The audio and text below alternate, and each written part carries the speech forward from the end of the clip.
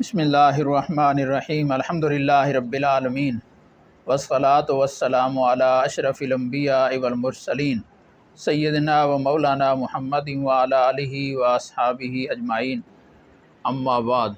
مکتوب نمبر 46۔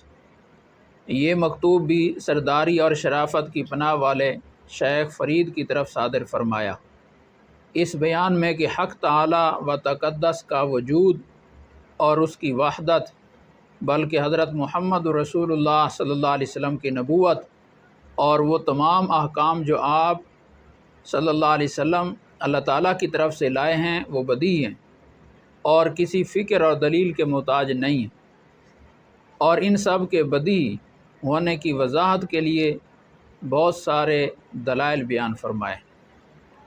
بسم اللہ الرحمن الرحیم۔ ثبتکم اللہ سبحانہ علی جادۃ آبائکم الکرام، علی اولہم و افضلہم اولا و علی بواقیہم ثانیا الصلاۃ والسلام۔ حق تعالی و تقدس کا وجود اور اسی طرح اس کی وحدت، بلکہ حضرت محمد رسول اللہ صلی اللہ تعالی علیہ وآلہ وسلم کی نبوت، بلکہ جو کچھ آپ صلی اللہ علیہ وسلم اللہ تعالیٰ کی طرف سے لائے ہیں وہ سب بدیع ہیں۔ بدیع یعنی جو چیز اتنی واضح ہو جو دلیل کی ضرورت نہ ہو جس کے ثابت کرنے کے لیے، تو یہ سب بدیع ہیں اور کسی فکر اور دلیل کے محتاج نہیں ہیں، بشرطے کہ انسان کی قوت مدرکہ تمام ردی آفتوں اور باطنی بیماریوں مثلا تکبر، حسد، طول عمل، طمع، ریا، بغض وغیرہ سے صحیح اور سالم اور محفوظ ہوں۔ شرط یہ ہے کہ فطرت درست ہو۔ فطرت درست ہے تو یہ چیزیں خود بخود سمجھ میں آ جاتی ہیں۔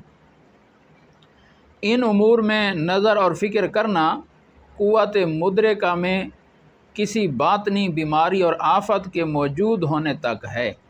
جب تک اندرونی کی بیماری ہے اس وقت تک تو یہ چیزیں دلیل کی محتاج ہیں، لیکن امراض قلبی سے نجات حاصل کرنے اور باطنی آنکھ کا پردہ دور ہو جانے کے بعد بداحت کے سوا اور کچھ نہیں۔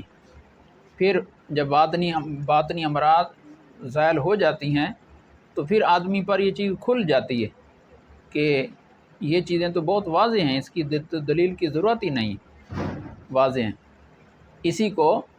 اسی کو ہمارے حضرت جو بانی ہیں سلسلہ نقشبندیہ کے خواجہ بہاؤالدین نقشبند بخاری رحمہ اللہ، تو اسی غرض کو انہوں نے یوں بیان فرمایا کہ یہ جو ہمارا ذکر ہے اور سلسلہ ہے اس کے فوائد کیا ہیں؟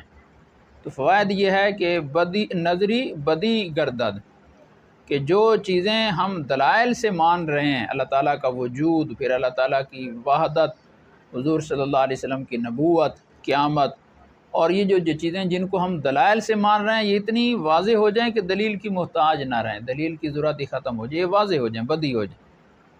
اور اجمالی تفصیلی گردد، جن چیزوں کو ہم اجمالاً جانتے ہیں وہ تفصیلاً سامنے آ جائیں، یہ مقصد ہے۔ تو وہ کیسے آئے گا؟ باطنی امراض دور ہوں گی، ذکر سے اصلاح ہوگی، اور جب باطنی امراض ہی رکاوٹ تھیں بدیع ہونے میں وہ دور ہو گئیں تو یہ چیزیں خود بخود بدیع ہو جائیں گی۔ مثلاً صفراوی مزاج والا آدمی جب تک مرض صفرا میں گرفتار ہے، قند اور مصری کی شیرینی اس کے نزدیک دلیل کے محتاج۔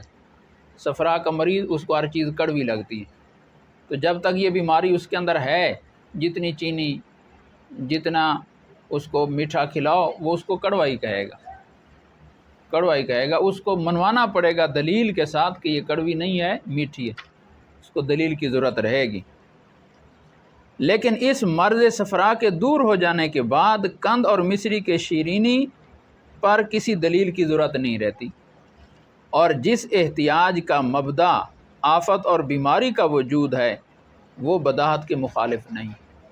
تو جو چیز ویسے بدیع تھی کسی باطنی مرض کی وجہ سے اس کے اندر اخفاء آ گیا ہے تو وہ بدیع ہی رہتی ہے، اس کا بدیع ہونا ختم نہیں ہوتا۔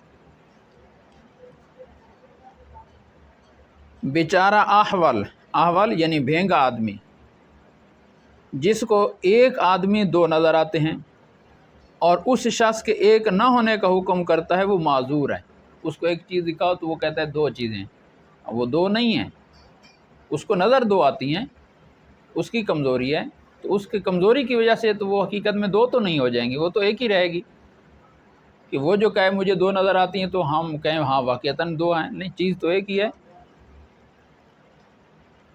اور احوال میں بیماری کا وجود اس شخص کی وحدت کو بدی ہونے سے خارج نہیں کرتا، اور نہ ہی اس کو دلیل اور نظر کا محتاج بناتا ہے۔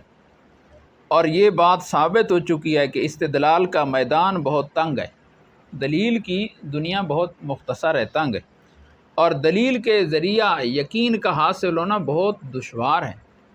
یقین سے آدمی یا دلیل کے ذریعے سے یقین حاصل کر لے، یہ چیز ہر کسی کو نصیب نہیں ہوتی۔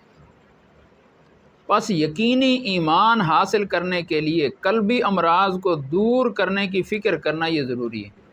اب ہمیں جن چیزوں پر ایمان ہے وہ یقینی ہو جائے۔ اب اس کی دو صورتیں ہیں، ایک یہ ہے کہ ہم وہ یقین حاصل کریں دلائل کے ذریعے سے، دلائل کو پڑھیں اور اس دلائل کے ذریعے پہنچیں یقین تک، یہ مشکل راستہ ہے۔ اور ایک یہ ہے کہ ہم اپنے باطنی امراض دور کر دیں، جب باطنی امراض دور کریں گے وہ چیزیں خود ہی کھل جائیں گی اور بدی ہو جائیں گی، پھر خود بخود یقین حاصل ہو جائے گا، پھر کسی دلیل کا محتاج نہیں رہے گا۔ اب یہ آسان طریقہ ہے۔ یہ صفراوی مزاج والے کو قند اور مصری کے شیرینی کا حاصل کرنے کے لیے صفرا کی بیماری کا دور کرنا اس بات سے زیادہ ضروری ہے کہ قند اور مصری کی شیرینی کے یقین پر دلیل قائم کرے۔ اس کو بجائے اس کے کہ یہ محنت کرو کہ دلائل سے اس کو سمجھاؤ کہ یہ میٹھی ہے، اس پر محنت کرنے کے بجائے اس کے اندر کی بیماری ختم کرو، بیماری ختم ہو جائے گی، خود بخود میٹھی لگنی شروع ہو جائے گی۔ اس کا پھر فائدہ کیا ہوگا کہ دلیل کا توڑ دوسری دلیل سے ہو سکتا ہے، لیکن جو اس طرح سے بدیہی ہو سے جو چیز حاصل ہو جائے اس کا پھر توڑ نہیں ہے۔ اگر ہم نے ایمان والی چیزوں کا یقین حاصل کیا ایک دلیل کے ذریعے سے، تو شیطان اسے مضبوط کوئی دلیل پیش کر کے ہماری دلیل کو توڑ سکتا ہے، تو ہمارا یقین خراب کروا سکتا ہے، یقین کو مشکوک بنا سکتا ہے۔ لیکن اگر ہمیں یہی یقین بدی ہونے کی وجہ سے حاصل ہو گیا تو اس کا پھر کوئی توڑ نہیں ہوتا، وہ پھر ختم ہونے کے وہ خطرے سے محفوظ ہو جاتا۔ بھلا اس کو دلیل کے ساتھ یقین کس طرح حاصل ہو سکتا ہے جب کہ اس کا وجدان صفرا کی بیماری کی وجہ سے قند اور مصری کے کڑوا ہونے کا حکم کرتا ہے، جس کا ہم ذکر کر رہے ہیں اس کا یہی حال ہے۔ نفس امارہ بالذات یعنی فطری طور پر شرعی احکام کا منکر ہے نفس امارہ، اور طبعی طور پر ان کے برخلاف حکم کرنے والا ہے۔ پس ان سچے احکام کا دلیل کے ذریعے یقین حاصل کرنا، جبکہ استدلال کرنے والے کا وجدان ان کا انکار کرتا ہو، یہ نہایت دشوار ہے۔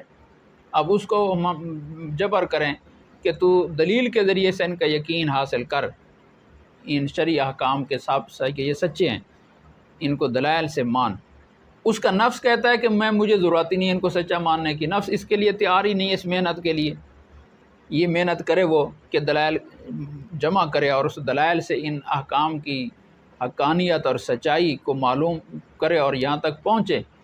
یہ تب پہنچے گا، نفس شوق کرے گا، نفس تو الٹا انکار کرتا ہے۔ تو ادھر نفس انکار کر رہا ہے، پھر وہ محنت کرنی ہے، تو یہ بڑا مشکل کام ہے۔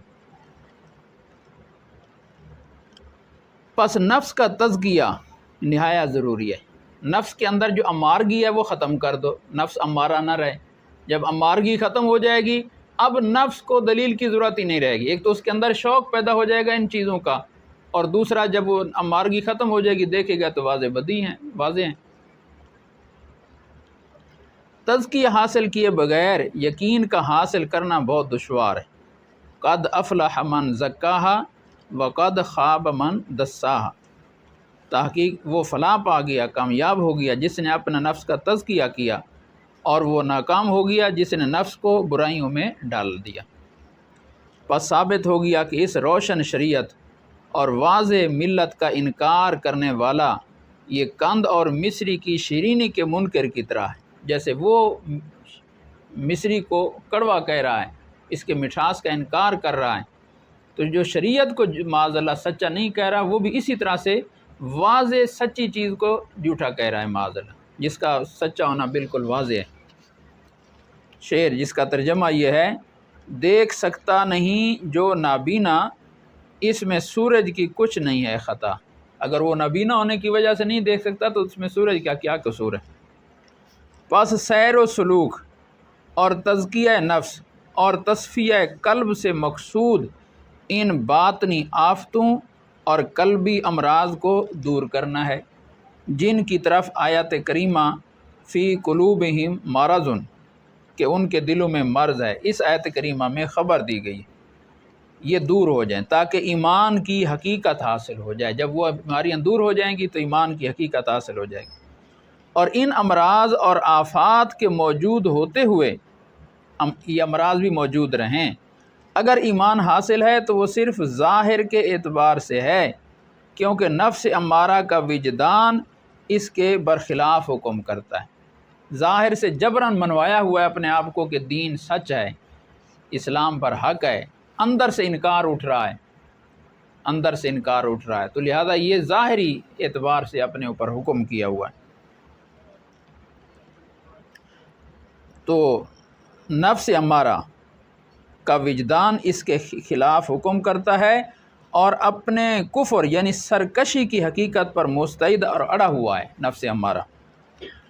اس قسم کے ایمان اور ظاہری تصدیق کی مثال ایسی ہے جیسے قند اور مصری کی مٹھاس کے ساتھ صفراوی مزاج والے کا ایمان ہوتا ہے۔ صفرا کے مریض کو دلیل سے اور جبر سے منوا دو کہ مان کہ مصری میٹھی ہے، اور وہ بیچارہ اوپر سے تو مان لے گا، لیکن اندر سے اس کا دل یہ کہتا ہے کہ میٹھی نہیں، وہ کتنی دیر تک جبر سے اس کو مانے گا؟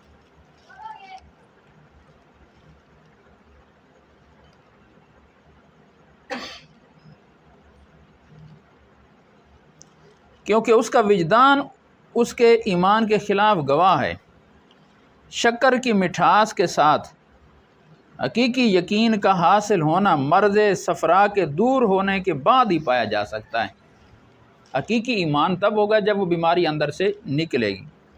پس تزکیہ نفس اور نفس کے مطمئنہ ہو جانے کے بعد ایمان کی حقیقت حاصل ہو جاتی ہے۔ اب پہلے جب تک نفس مطمئنہ نہیں تھا تو ایمان اپنے ظاہر پر تھا، اس کی اندر کی حقیقت اس کو حاصل نہیں ہوئی تھی۔ جب نفس کی امارگی ٹوٹی اور نفس مطمئنہ بنا اور اس کا تزکیہ ہو گیا، اب ایمان اندر گھسا ہے اور وہ اندر سے اٹھ رہا ہے، اب وہ حقیقت ایمان کو اس نے پا لی ہے۔ اس کا ایمان اب وجدانی ہو جاتا ہے اور اس قسم کا ایمان اب زوال سے محفوظ ہو جاتا ہے، زائل ہو جانے کا خطرہ کم ہو جاتا ہے، کیونکہ وہ تو دلیل سے مانوایا ہوا، تو دلیل کا جواب دلیل ہے، تو شیطان پھر دلیلیں دے کر اس کو توڑوانے کی کوشش کرتا ہے، لیکن مشاہدے کا کوئی جواب نہیں ہے۔ جو چیز مجھے آنکھوں سے نظر آ رہی ہے، میں چکھ رہا ہوں، اس کا کیسے انکار کر دوں؟ اس کا توڑ آسان نہیں ہے۔ تو جو حقیقی ایمان ہو، جو نفس اس کی گواہی دے، اندر سے اٹھے، اس کو توڑنا پھر اتنا آسان نہیں ہوگا، وہ زوال سے محفوظ ہو جاتا ہے۔ آیت کریمہ، یہ جو آیت کریمہ ہے، الا ان اولیاء اللہ لا خوف علیہم ولا هم یحزنون، کہ یاد رکھو جو لوگ اللہ تعالیٰ کے دوست ہیں، نہ ان کو ڈر ہے اور نہ وہ غمگین ہوں گے۔ یہ ایسے ایمان والے لوگوں کے حق میں صادق آتی ہے کہ ایمان والوں کو، جو اولیاء اللہ، ان کو خوف نہیں ہے۔ یہ تو ایک تو آخرت کا خوف ہے نا، کہ آخرت میں خوف نہیں ہوگا، دنیا میں بھی یہ بات سچی ہے کہ ان کو ایمان کے زائل ہونے کا خوف نہیں ہے کہ ہمارا ایمان زائل ہو جائے گا۔ شرفنا اللہ سبحانہ بشرف ھذا الایمان الکامل الحقیقی بحرمت النبی الامی القرشی علیہ وعلی آلہ من الصلوات افضلها ومن التسلیمات اکملها۔ اللہ تعالیٰ اپنے امی قرشی نبی محمد مصطفیٰ علیہ وعلی آلہ من الصلوات افضلها ومن التسلیمات اکملها کے طفیل اس قسم کے کامل اور حقیقی ایمان سے مشرف فرمائے۔